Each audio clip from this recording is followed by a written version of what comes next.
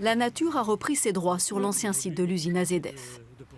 Jean-Claude Borde n'a rien oublié de ce lieu où il a travaillé pendant 35 ans. Il s'est même passionné pour cette grande aventure industrielle. Une aventure qui commence en 1924.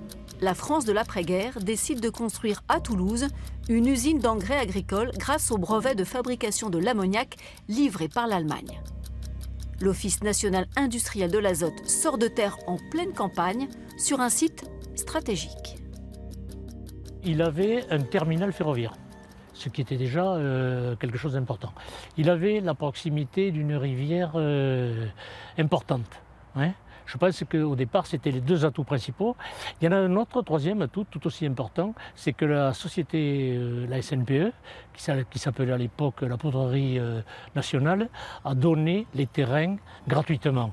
Et très vite, l'usine se développe, se modernise et embauche à tour de bras. Dans les années 50, 3500 employés s'y pressent chaque jour. Un tramway leur est même exclusivement réservé. L'ONIA organise aussi la vie sociale de ses salariés. L'entreprise avait construit 900 logements à la cité Papus, avait des centres de vacances, des centres de loisirs, un club sportif, le TAC, et beaucoup d'autres choses. Et puis tout un tas d'avantages culturels. Je veux dire, on pouvait obtenir des billets avec des réductions. C'était le modèle à l'époque qu'on a retrouvé plus tard, c'était pratiquement le modèle Michelin. Fleuron de l'industrie chimique française, l'usine produit chaque jour 1000 tonnes d'ammoniac et 800 tonnes d'acide nitrique. Pour développer l'agriculture régionale, l'ONIA, devenue par la suite AZF, s'engage aussi dans la recherche pour une meilleure fertilisation des terres.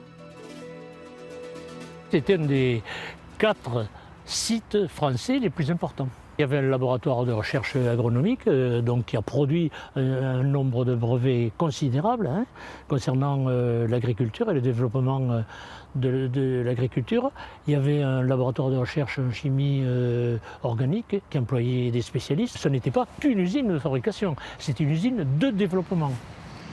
À la fin des années 90, les performances de l'usine AZF en matière de productivité la classent parmi les meilleures d'Europe.